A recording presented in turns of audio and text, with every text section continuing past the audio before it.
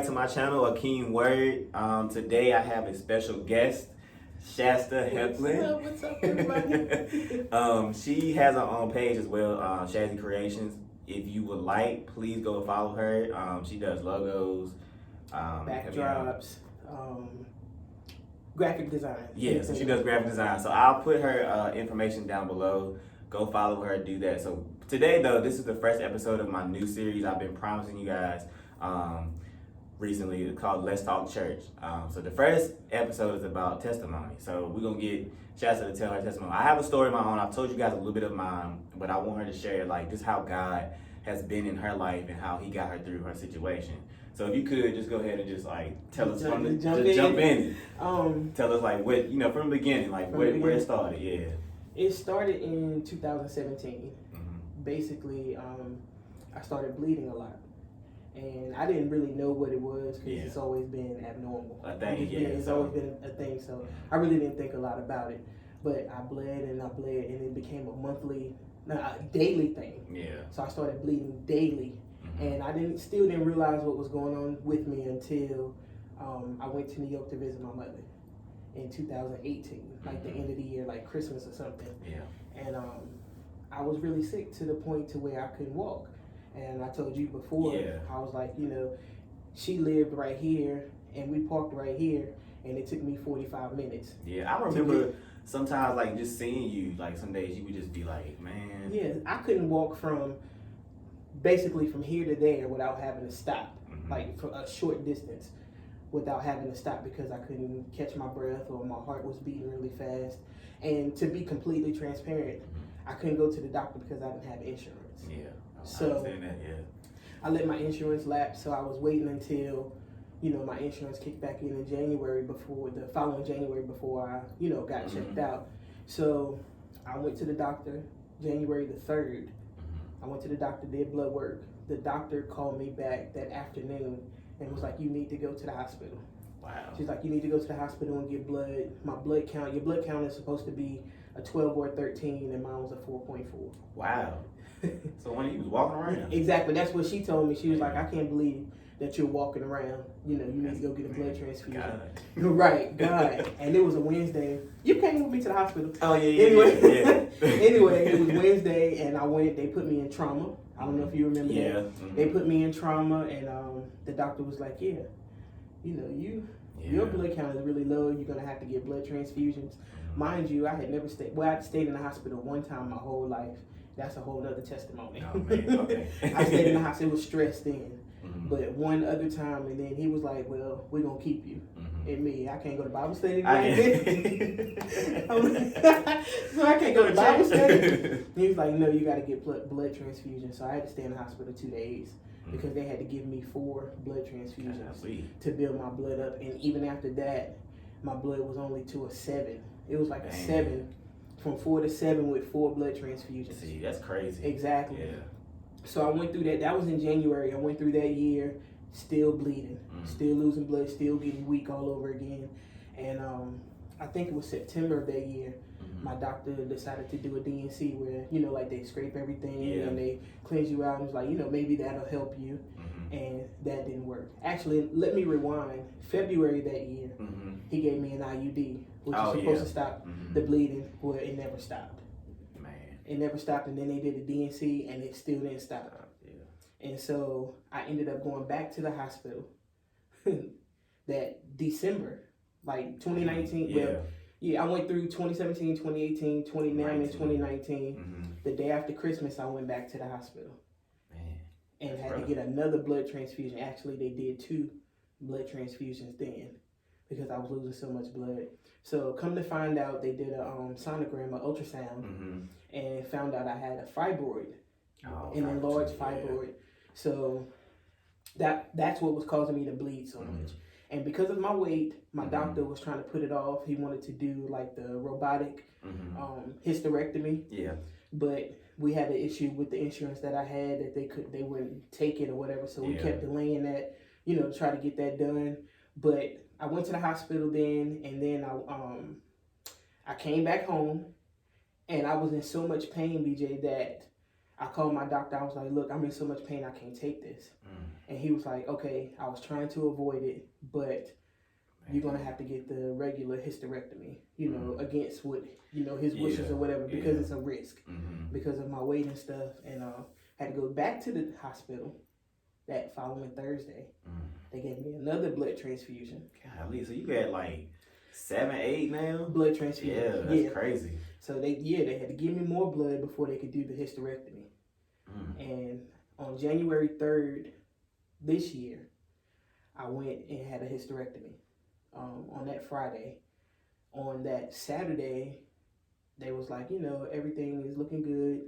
You may be able to go home tomorrow.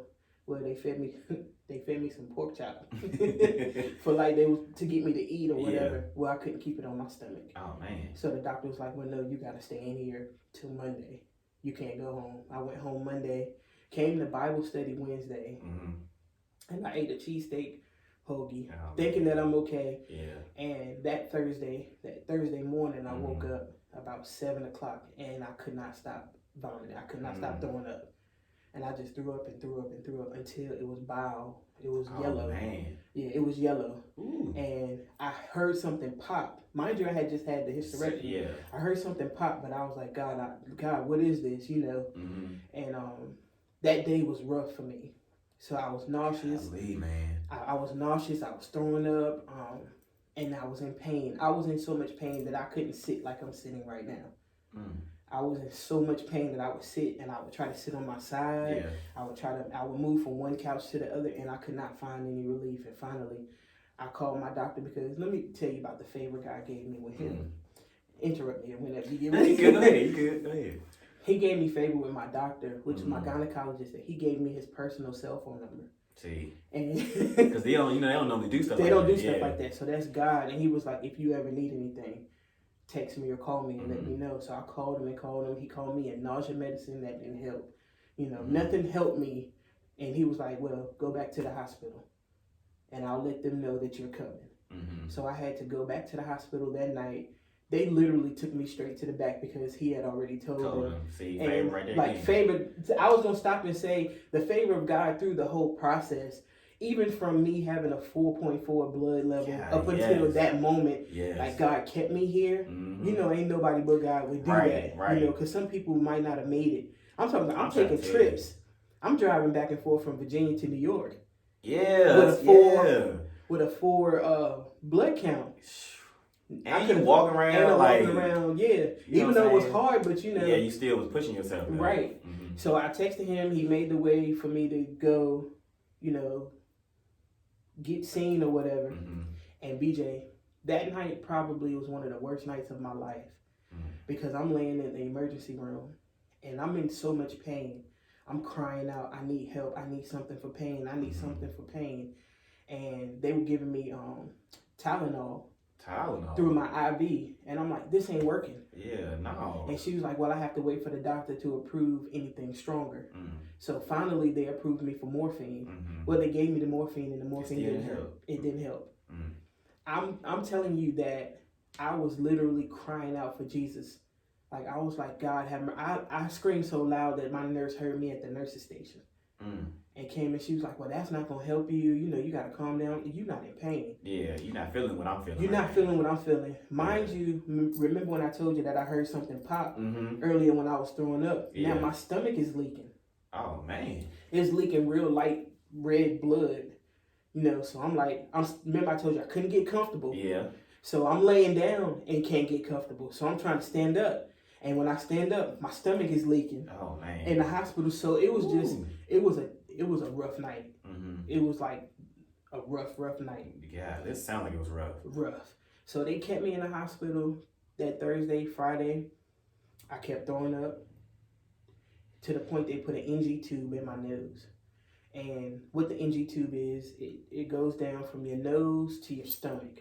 It stops at your stomach. Yeah. And it's supposed to help you stop throwing up and stuff like that. Okay. Yeah. But you can't eat. So he had me on a NPO, no food, no liquid. I couldn't have water or anything for days. Oh, man. Actually, I probably went 3 weeks without eating because I couldn't keep anything on my stomach. Wow. But they put the NG tube in, which is a terrible experience. Yeah. And it was like just to, not to be gross or anything, but just green coming out of my system. Like they had the thing on the wall, and it was just green. It was sucking everything out of my system. It was green. Mind you, my stomach is still leaking. So and that's from when they cut you for the hysterectomy, right? For the hysterectomy. So at the hospital I was at, they did the best that they could, but they couldn't help me. Yeah. In a nutshell. So they finally did another ultrasound, and the specialist came in and he was like, "You have an ileus," and I'm like, "What's that?" And what happened was, after my surgery, my hysterectomy, my bowels were stuck to my skin. Yeah. Which is why I couldn't eat or keep anything down. So it wasn't the cheesesteak. I couldn't keep anything on my stomach. And it's basically where your system doesn't heal well from the surgery. And that was probably the concern that he had from the beginning there, huh? Exactly. Yeah. Just the problems that it would cause. Yeah. So he was like, and we don't have the specialist to do it here, so you're going to have to go to another hospital. So I was in the hospital Thursday night, Friday, Saturday, Sunday, just throwing up every day, in pain or whatever, like constantly pumping morphine, to keep the pain down. And Gail, Mama G, she came to the hospital that Sunday. Actually, she called and people were trying to come see me, but I didn't want to see anybody. And I know exactly how that feels. Yeah, so. I'm like, I don't want nobody to see me like this. Right. I couldn't entertain company, so I didn't want to see anybody. But she called and I was like, "Mama G, you coming to see me today?" And she was like, "Do you want me to?" And I said, "Yes." I wanted her to come and see me. Right. And she came and she asked my nurse, how much longer is she going to have to lay here before something is done? And that was God. Yeah. And that sparked a move in my nurse to my doctor, to help me. So he got on and my doctor did. And he was like, "Well, I'm trying to get you into a hospital, but with your insurance." It was like, that was the roadblock, basically from the beginning. Not having insurance, and then the insurance I had, the hospital, they weren't accepting it. Yeah. So he was like, "I ran into roadblocks. I'm calling in favors. I'm trying. I'm trying to get you, taken care of so you can get the surgery, because basically I had to have a second surgery." Oh, man. Right. Dang, you just had one, so within 14 days. Well, it was like 11 days, actually. And that's a risk too, opening you back up and all that. Yeah. So he, I'm gonna give you the condensed version. He went out. He finally came and he was like, "Well, I got you into this hospital. I called in a favor. I got you into this hospital, and they're gonna take good care of you." And then like an hour later, he was like, "Well, they don't have any beds right now, but as soon as they have a bed, they're gonna come and get you." An hour later, he was like, "I almost got more pulled than I thought." He was like, "Because they have you a bed. And they coming to get you." So the hospital came and got me and took me to that hospital. So they took me to the cancer unit. Wow. And I'm like, wait a minute. Hold on now. Ain't nobody told me about cancer or whatever. And so, mind you, it was like a hotel. It was like a luxury hotel. Man. It was the newest building, and they put me there. And I'm like, number one, why am I here? Yeah. And they were like, because we didn't have rooms anywhere else. And this is where they're putting you until they can get you a room ready. So the next day I had emergency surgery. And when I came out of that surgery, first of all, going into the surgery, your nerves is a little anxious. I done had one surgery. Right. And not really realizing what was going on. There's major surgery going on. They cut me straight down the middle of my stomach. And I had the surgery. I came out. I was still sick. So I ended up staying in the hospital. Total, I stayed in the hospital about 3.5 weeks. Yeah. Basically the whole month of January. Yeah, that's rough. Yeah. So I was sick. I was like, God, like, please have mercy on me.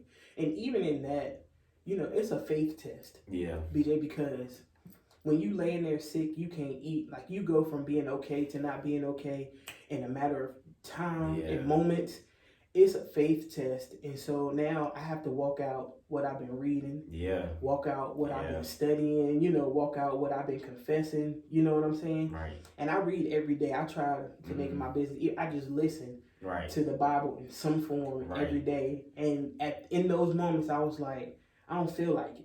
You know, like. Yeah, I was gonna ask you if you feel like. I didn't feel like it. I'm honestly for like 4 days, I didn't, and I read like a plan, like a yearly plan. Right. I didn't. So one day, I sat up in my bed and I said, "You're gonna do this today," and I sat there and I listened to all 4 days. I just sat there and listened to it, and I read it where I had nothing else to do. Yeah. I read it as it was reading. And I was like, faith comes by hearing and hearing by the word of God.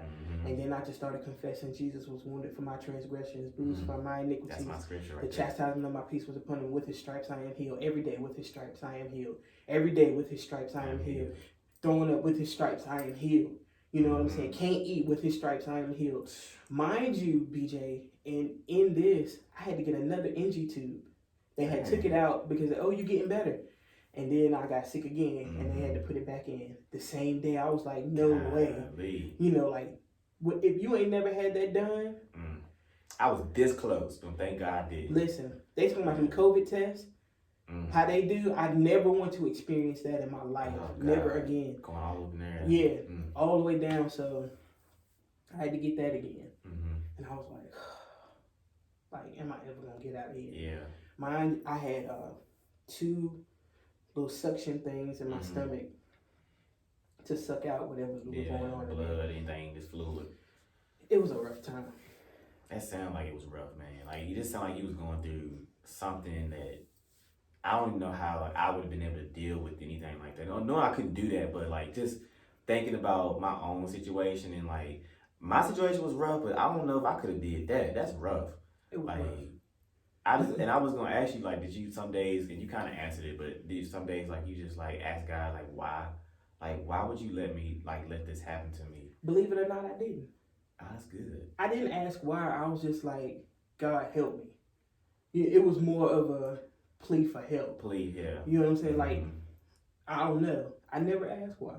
And you know, that's good though, because sometimes I know for me, I know when I was going through what I was going through, like I would have my mom was like, God, why is this happening to me? You know what I'm saying? But that's good that you was like, God, I just want you to help me. That's all I'm That's asking. all I want. Yeah. I was like, God, that's all I want is for you to help me. If I got to go through this, you got to help me. Exactly. You know what I'm saying? So I get you. So is that like, as you were getting done with all that, when coming out the hospital, how was the process leaving and all that? Leaving was a process, of course. They finally let me go home. They basically told me I had to eat, so I had to eat for like 2 days. But even in that, I went home. I really couldn't eat solid foods for about a month. Man. It was a month before I could eat because I was still just throwing up. Yeah. Just throwing up. So they sent me home with the little suction things, and I'm clumsy. I pulled one out by accident. I pulled one out, and that flipped me out. But then I was home for a week. I went home on a Monday. The following Monday, I'm sitting in my living room, and I'm like, oh, my stomach is bleeding. And it was just like drainage. And so throughout the night, and BJ, like, I can't make this stuff up. I'm like, okay, God, like, I gotta trust you. You know what I'm saying? Because I don't understand what's going on. So this is a week later. I'm like, I'm doing better, but then my stomach starts draining, and it smells like sewage. It was like the worst smell ever, and it was like pouring. So we used the pads, like the really long pads, and taped up my stomach. I got to go to Nene. She taped up my stomach with that, and so my stomach is taped up with pads, and I wake up the next morning, and every single pad is soaked. Dang, man. But it was just God that I had to go to the doctor every Tuesday for checkups until I was completely done. So it was just God that I was planning on going to the doctor the next day. See, yeah, it worked out. Like, but I kept hitting roadblocks though because I went to the doctor and they was like, well, it looks like you have an abscess, but we have to do, what's the machine you go in, a CAT scan? Oh, yeah. And so you have to do a CAT scan where I ran into an issue with the insurance again. Oh, man. So I'm at the hospital. They wanted to do the CAT scan then, but they didn't accept the insurance. Golly. And so I had to come back home. They was like, well, we set up one where you live. They accept it. They'll do it or whatever. Well, I had to go, scheduled to go back the following month, Tuesday. They called the hospital the Tuesday I was there. They didn't. I called and called and called to get in to do a CAT scan. They did not call me back until that Monday night, the following Monday night, at 7:00 at night, and was like, "We can do your CAT scan tomorrow." The next at 10:00, and I was like, "That's perfect," because I was going to the doctor that afternoon. So it all worked out. So it all worked. Like even in it all, like God is working still. Right. You know what I'm saying? And that like that brightened my day. Yeah. Because I'm like, thank you God, because now I don't have to wait to see what is going on. And I'm like, I surely don't want to go back to the hospital. I don't want to have any more surgeries. So God, you got to work this out. They did that. They put it on a disc, the results. Went back to North Carolina to get see what they had to do for me. And they was like, we were right. You have an abscess. Right. So it was like, okay, this is what we're going to do. We're going to cut you. Make this number 3. We're going to cut you about that much and drain it. And then I had to stuff it. Stuff the hole, until I healed. So they cut me, BJ. But instead of this, they cut me about that. At least it's basically like a whole nother surgery. Yeah. And I'm woke through this. He numbed me. He numbed me with needles that long. He was like, ooh, I'm still numb right now from that. Really? And that's probably a message in itself. Oh man. When you healing and He keeps you numb from some pain, some things. Some things, it's like you still numb from it. Just like I think God is protecting me from the pain that I could be feeling. Yeah. You understand what I'm saying? Because even though that happened almost 10 months ago, I'm still healing. Right. It's still a process. But let me rewind. Okay. When I came out of my second surgery, the doctor told Nene that it was a lot going on in my stomach. He said that I had a hernia. Wow. Yeah. The whole part about my bowels being stuck together. He was like, it was just a lot of grunge going on in your stomach. He said it was a lot of grunge in my stomach that I didn't know what was going on. And last week I had a situation where I had been holding unforgiveness with a person. And I finally decided to let it all go.